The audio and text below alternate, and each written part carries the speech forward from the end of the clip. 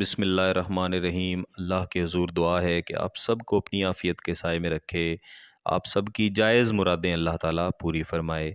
मेरे अज़ीज़ दोस्तों, आज की इस वीडियो में मोहब्बत का इस कदर शदीद तरीन वजीफ़ा मैं आपकी खिदमत में लेके आया हूँ कि मेरे पास मेरी जो आबाई कदीमी किताब है उसके अंदर वज़ाइफ में इससे शदीद मोहब्बत का वजीफ़ा मेरे पास नहीं है।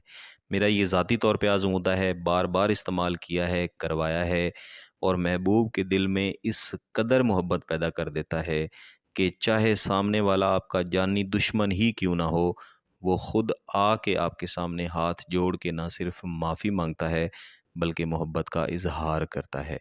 महबूब चाहे समंदर पार ही क्यों ना हो, आपके साथ राब्ता करने के लिए, आपके पास जल्द अज जल्द पहुँचने और आपके साथ शादी करने के लिए तैयार हो जाता है।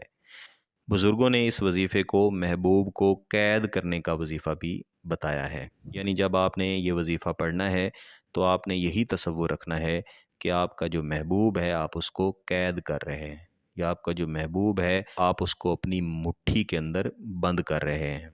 इस वजीफ़े को एक दिन में सिर्फ़ और सिर्फ 3 बार पढ़ा जाता है, और ये वजीफ़ा सिर्फ़ और सिर्फ एक ही दिन एक ही बार किया जाता है। लेकिन इसकी ज़्यादा तासीर हासिल करना चाहते हैं तो आप इसको 3 दिन तक भी लेके जा सकते हैं।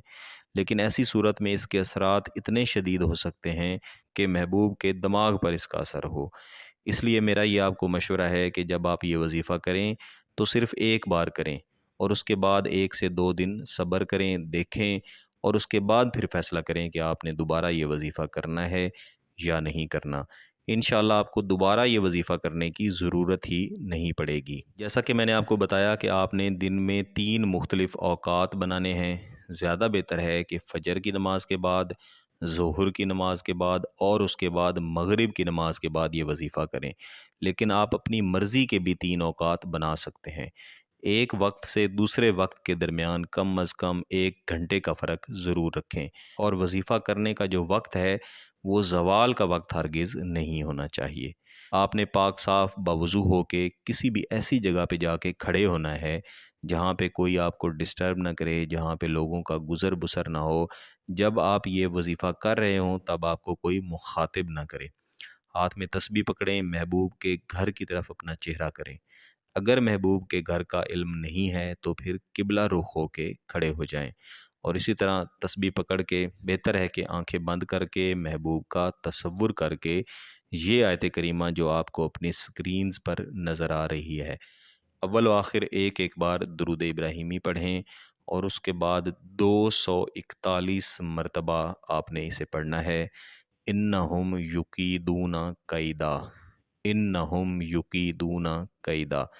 और जब आप ये पढ़ रहे हों तो आपका तसव्वुर यही रहना चाहिए कि आपकी जो मोहब्बत है वो महबूब के दिल में भरी जा रही है, और इस आयत करीमा की बरकत से जो आपका महबूब है वो ख़ुद को आपकी कैद में दे रहा है, और ख़ुद कह रहा है कि आज से मैं इस शख्स का मुकीद हूँ, जहाँ मुझे हुक्म करेगा मैं वहाँ पे जाऊँगा। मेरे अज़ीज़ों, ये इंतहाई शदीद और ताकतवर अमल है। जैसा कि मैंने आपको बताया कि बार बार पढ़ने से महबूब के दिमाग पे भी इसका असर हो सकता है। जब आप इसकी पढ़ाई मुकम्मल कर लेंगे तो 3 से 4 घंटों के बाद ही इसके जो असरात हैं वो आपको मिलना शुरू हो जाएंगे, और मज़ीद जब 1 से 2 दिन गुजरेंगे तो तीसरे से चौथे दिन तक आप खुद हैरान होंगे कि ये वही शख्स है जो एक दिन पहले तक मेरे साथ नफ़रत करता था, और अब वही शख्स मेरे से हाथ जोड़ के माफ़ियाँ मांग रहा है। इसको सिर्फ़ और सिर्फ जायज़ मकसद के लिए किया जाता है, और अगर आपका मकसद जायज़ है तो ही आपको इसकी इजाज़त है। ये वजीफ़ा मुकम्मल कर लेने के बाद किसी न किसी गरीब को अल्लाह के रस्ते में कुछ न कुछ खैरात ज़रूर दे दें।